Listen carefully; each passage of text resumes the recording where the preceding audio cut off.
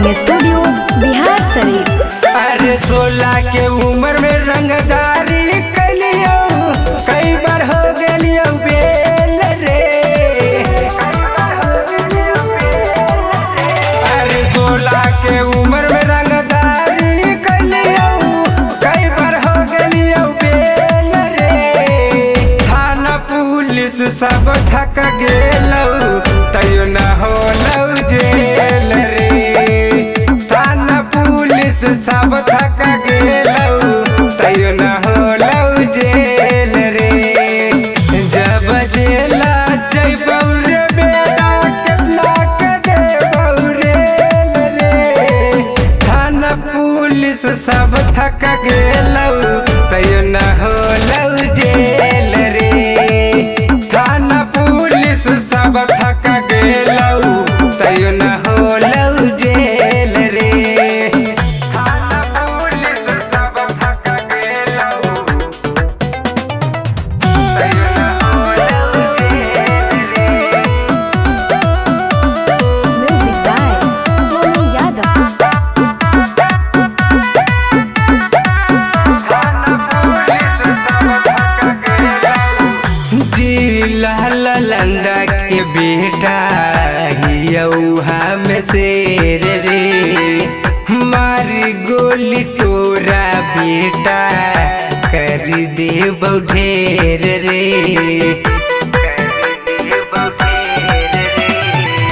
जिला ललंदा के बेटा हियौहा में शेर रे। मारी गोली तोरा बेटा, कर देबौ ढेर रे। जहिया जेल से अइबौ रे बेटा, कर देबौ हमें खेल रे। थाना पुलिस सब थक गेलौ, तैयो न होलौ जेल रे।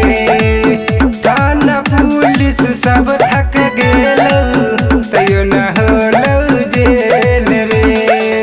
तैयो न होलौ जेल रे। थाना पुलिस सब थक गेलौ, music by Sonu Yadav.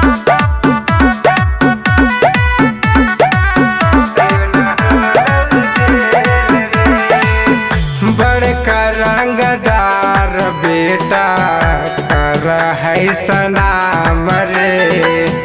Murder करहियै हमें खुलयाम रे।